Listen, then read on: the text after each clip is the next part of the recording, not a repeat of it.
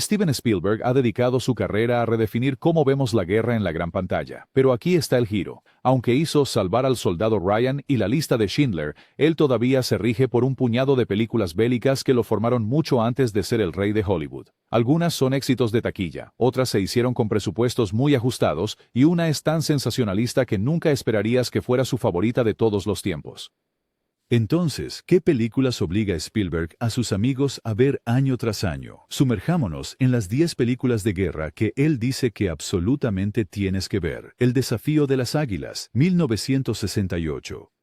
Quizás te sorprenda, pero la película bélica favorita de Spielberg de siempre no es una sombría descripción del sacrificio bélico, es El desafío de las águilas. Así es. El desmesurado y de estilo pulp thriller de espías de 1968, conocido como la película definitiva para papás, encabeza su lista personal. ¿Por qué? Porque a veces las películas de guerra no tienen por qué ser solemnes. Pueden ser auténticas montañas rusas de caos. La trama es pura locura de alto riesgo. Richard Burton, interpretando a un gélido oficial de inteligencia británico, lidera a un variopinto equipo en una misión para infiltrarse en una fortaleza nazi que se alza imponente en lo alto de los Alpes bávaros. Junto a él, un joven Clint Eastwood, el típico americano cuyo dedo en el gatillo acumula el mayor número de bajas de toda su carrera. No es broma, esta película tiene el récord de Eastwood por la mayor cantidad de muertes en pantalla. Y no es nada sutil, hay dobles traiciones, triples traiciones y un sinfín de revelaciones sobre quién trabaja realmente para quién. Y luego, una vez que las cartas están sobre la mesa, la segunda mitad de la película se convierte en explosiones por todas partes, tiroteos y acrobacias completamente descabelladas. El propio Burton admitió que la idea vino de los hijos de Elizabeth Taylor, quienes le rogaron que protagonizara algo divertido por una vez. Él cumplió. Y Spielberg nunca lo olvidó. De hecho, ha citado la famosa frase de la película, Broadsword llamando a Danny Boy, múltiples veces, consolidándola como parte de su propio ADN cinematográfico. La frase ha aparecido incluso en lugares inesperados, desde episodios de Doctor Who hasta transcripciones judiciales en el Reino Unido. Para Burton fue su último éxito de taquilla real en el punto de exclamación final de una carrera que había ido cuesta abajo. Pero para Spielberg, la cosa era completamente diferente. Prueba de que las películas bélicas podían ser entretenidas, audaces e inolvidables, sin la necesidad de pretender ser realistas. Ese estilo sensacionalista y exagerado es precisamente lo que hace que El desafío de las águilas se destaque y es precisamente por eso que Spielberg la considera su favorita. La zona de interés, año 2023.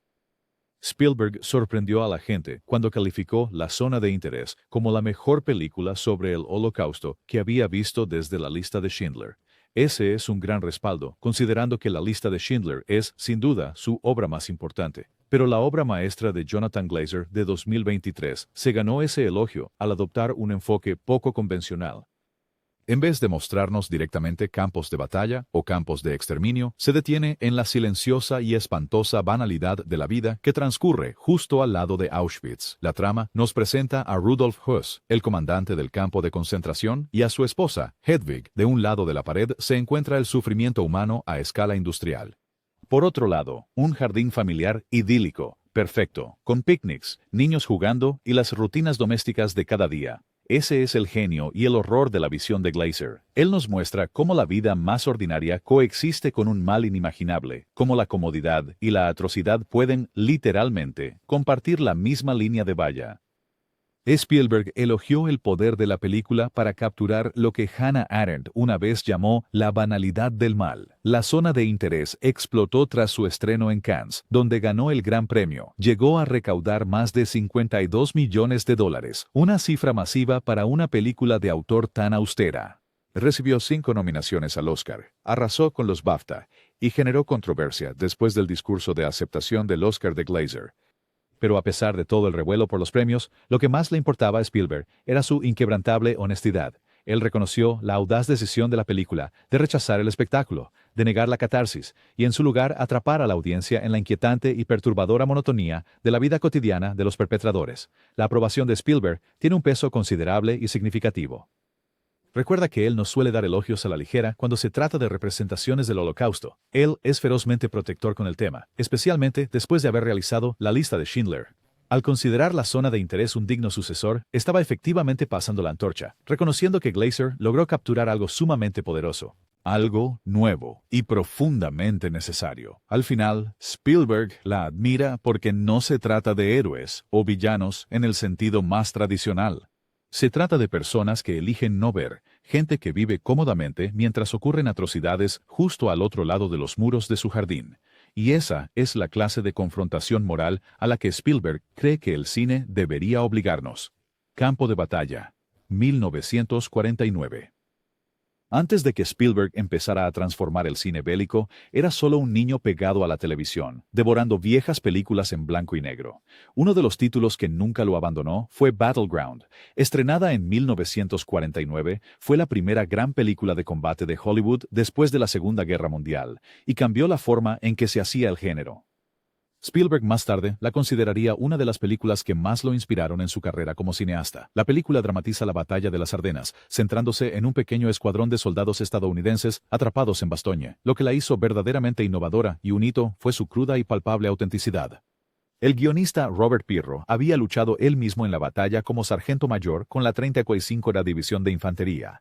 Esa experiencia se tradujo en un guión que rechazaba el heroísmo fácil. MGM redobló la apuesta reclutando a 20 veteranos reales de la 101ª División Aerotransportada. Entrenaron a los actores e incluso aparecieron en la película como extras. Ese nivel de realismo era prácticamente inaudito en aquel entonces, y el público respondió. Battleground se convirtió en el mayor éxito de la MGM en 5 años, ganando 2 premios Oscar, incluyendo el de Mejor Guión. Los críticos la elogiaron como cruda, seria y respetuosa, demostrando que las audiencias estaban listas para historias de guerra que no endulzaran la experiencia. Para Spielberg fue una revelación. Ver a esos hombres congelados y desesperados en pantalla le dejó una impresión permanente, moldeando la forma en que más tarde abordaría Salvar al soldado Ryan. Lo que Spielberg más admiraba era que Battleground no romantizaba la guerra. No mostraba héroes invencibles eliminando enemigos sin fin. Mostraba soldados hambrientos y exhaustos esforzándose por sobrevivir. Demostró que la guerra podía ser retratada con la verdad, sin adornos, y esa clase de claridad moral fue precisamente lo que Spielberg llevó a sus propias películas décadas después. Para él, Battleground fue la prueba de que el cine podía honrar el sacrificio de los soldados y a la vez revelar el costo humano sin necesidad de embellecerlo. Fue la película que lo convenció de que el cine bélico podía importar. Casco de Acero, 1951. Spielberg nunca ha ocultado su admiración por Samuel Fuller, el director que mascaba puros, endurecido por la batalla, quien convirtió sus propias experiencias de combate en películas que no se andaban con rodeos. Y de todas las obras de Fuller, Casco de Acero es la que más destaca en la memoria de Spielberg. Realizada en solo 10 días con un presupuesto de apenas $100,000. Fue el primer film estadounidense en abordar de lleno la Guerra de Corea y conmocionó al público al estrenarse en 1951. Lo que la diferenció fue su negativa a edulcorar. Fuller había vivido la guerra, había asaltado Normandía, liberado campos de concentración y había sido herido en batalla. Así que, al realizar The Steel Helmet, la llenó de la cruda realidad y las verdades incómodas que Hollywood usualmente evitaba. Los soldados ejecutan a los prisioneros. Un GI japonés-americano cuenta cómo su familia fue encerrada en campos de internamiento. La tensión racial crepita en el pelotón. La película no glorificó, desnudó la guerra. Esa honestidad casi le costó a Fuller ser incluido en la lista negra. El FBI lo investigó por su supuesto sentimiento anti-estadounidense, y los ejecutivos del estudio se mostraron reacios a la idea de que los soldados estadounidenses fueran presentados como defectuosos, vulnerables y moralmente comprometidos. Pero el público y futuros directores como Spielberg vieron algo más, una cruda verdad, una fibra sensible. Spielberg ha declarado abiertamente que es una de las películas bélicas que más lo marcaron. Y aquí una divertida conexión con Spielberg. La película presenta a un personaje llamado Short Round, un apodo que Fuller obtuvo durante su servicio. Décadas más tarde, Spielberg usó ese nombre para el pequeño compañero de Indy en El Templo Maldito. No fue una coincidencia, era Spielberg rindiendo homenaje a Fuller. Para Spielberg, El Casco de Acero no fue solo una película, fue una lección de valentía. No valentía en el campo de batalla, sino valentía cinematográfica. Fuller demostró que, incluso bajo el opresivo clima de censura de la era McCarthy, un director podía narrar la historia tal como él la percibía, de manera auténtica y sin ceder a presiones. Y ese valor fue el que Spielberg llevaría consigo a su propia obra. El infierno es para héroes, sin 9. 1962. Cuando la gente habla de las inspiraciones de Spielberg, normalmente mencionan los grandes clásicos de prestigio, pero en su lista se encuentra Hell is for Heroes, una película tensa y concisa de la Segunda Guerra Mundial que ganó estatus de culto gracias a su estrella, Steve McQueen, y al caótico desorden detrás de cámaras. Spielberg la ha citado repetidamente como influencia, prueba de que incluso producciones imperfectas pueden dejar huella. La trama es sencilla. Un pequeño grupo de soldados, en gran inferioridad numérica, debe defender una posición frente a los alemanes. Pero si la historia parece simple en papel, la producción fue todo menos eso. McQueen, en su momento más difícil, chocaba constantemente con todo el equipo. Se enfrentó al director, desatendió las instrucciones y ahogaba el estrés con la bebida en exceso. Robert Piero, el guionista de Battleground, se suponía que iba a dirigir, pero fue rápidamente apartado tras sus constantes batallas con McQueen. Don Siegel tomó el relevo y llevó la película a un terreno más oscuro, eliminando la mayor parte de la comedia negra de Piero y apostando por un drama sombrío y sin concesiones. El presupuesto no fue de gran ayuda. A mitad del rodaje fue drásticamente recortado. El mismo pedazo de tierra tuvo que usarse para representar cada una de las secuencias de batalla. La tripulación reutilizó extras alemanes, a veces matando al mismo soldado 3 o 4 veces. Las armas se encasquillaron, los accesorios parecían baratos, y hasta se quedaron sin material fílmico antes de poder grabar el final. Ese final abrupto, con los soldados manteniendo la línea en la incertidumbre, no fue planeado, fue forzado. Pero, curiosamente, esa cualidad inconclusa le dio a la película una resonancia inquietante. A Spielberg le encantó por esa crudeza.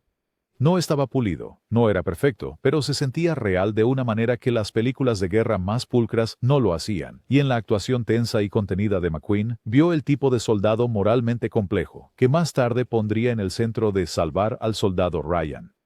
Para Spielberg, Hell is for Heroes es la prueba de que a veces las limitaciones crean autenticidad. La guerra no es limpia ni glamurosa. Es desordenada, impredecible y en ocasiones termina sin una resolución, exactamente como esta película. Paths of Glory, 1957. Spielberg siempre ha sido muy abierto sobre su admiración por Stanley Kubrick, y cuando se trata de películas de guerra, Senderos de Gloria es la que él considera una obra maestra. Es corta, solo 84 minutos, pero impacta más fuerte que la mayoría de las épicas del doble de su duración.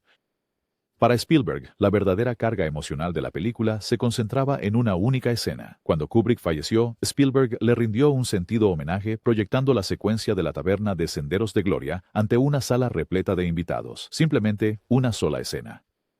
Una joven alemana comienza a cantar y soldados franceses, ya endurecidos, golpeados, humillados y con el trauma de la guerra, se quedan en silencio y rompen a llorar. Spielberg dijo: "Todos estábamos llorando. Los soldados también lloraban. Estábamos llorando viendo a los soldados llorar.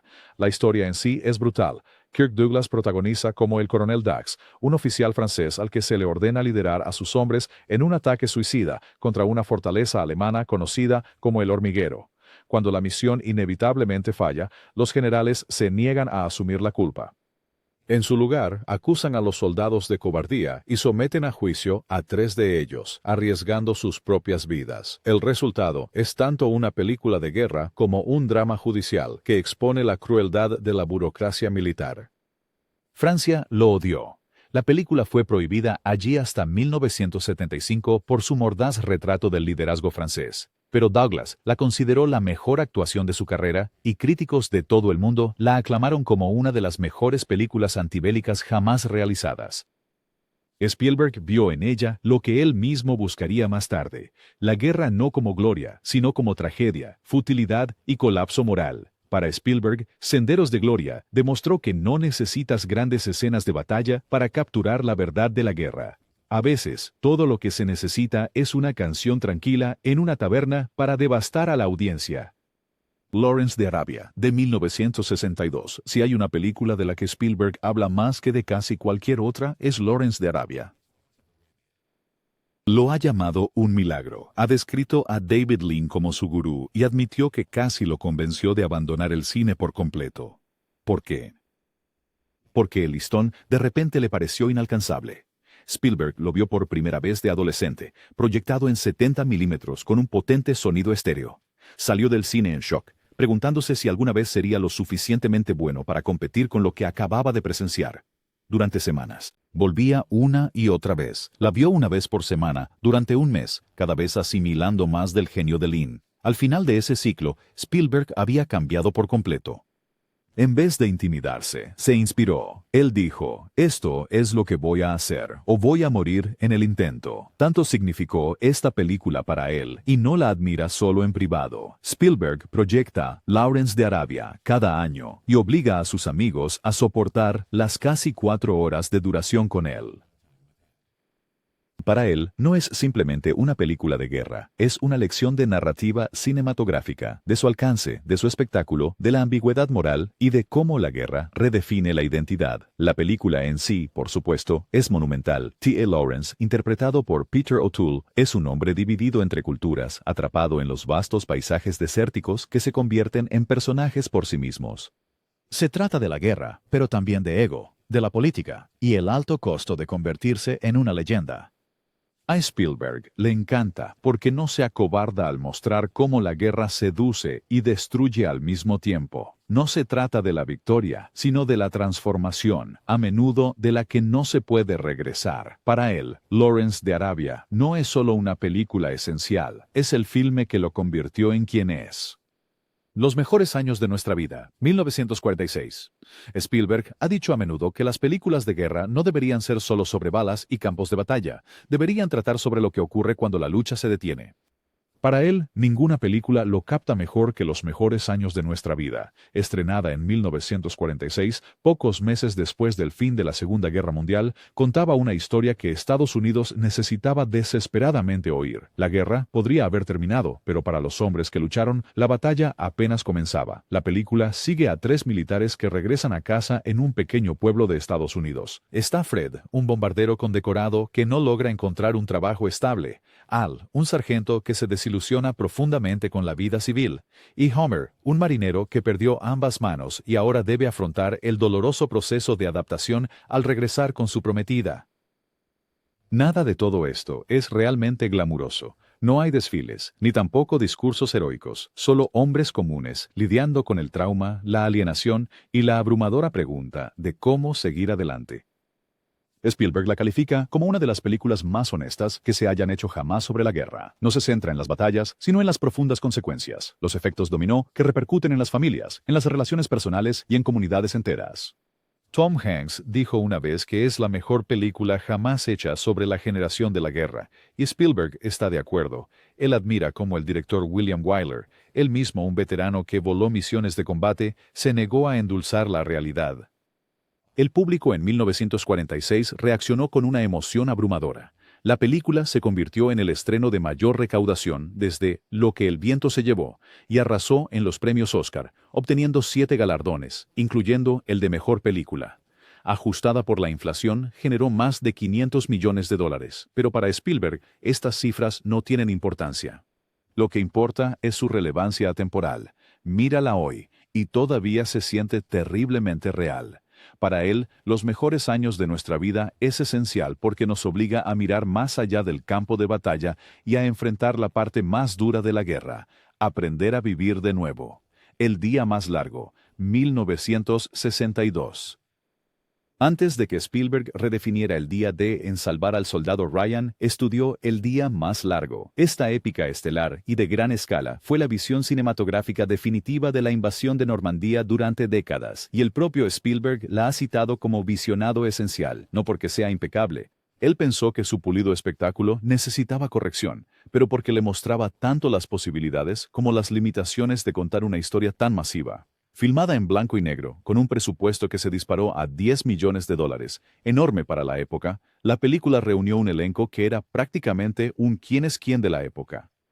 John Wayne, Henry Fonda, Richard Burton, Sean Connery, Robert Mitchum y más. Cada estrella interpretó un papel en la narrativa multiperspectiva, cubriendo la invasión desde las perspectivas de americanos, británicos, resistentes franceses e incluso los alemanes. Lo que Spielberg admiró fue su ambición. El productor Darryl F. Zanuck estaba firmemente decidido a crear la épica definitiva sobre la Segunda Guerra Mundial y consiguió llevar a cabo una producción internacional de proporciones masivas, llegando incluso a persuadir a veteranos militares para que sirvieran como asesores. Pero Spielberg también percibió claramente sus deficiencias, la violencia excesivamente edulcorada y el heroísmo impecable carecía de la garra que él sabía que los veteranos habían soportado. Era inspirador, pero demasiado limpio.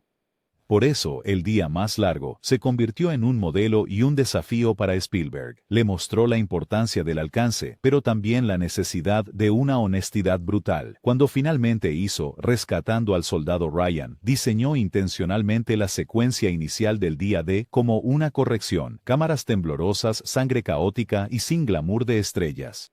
Para Spielberg, El día más largo no es perfecta, pero es vital. Le dio una base, algo contra lo que reaccionar y, en última instancia, algo que superar.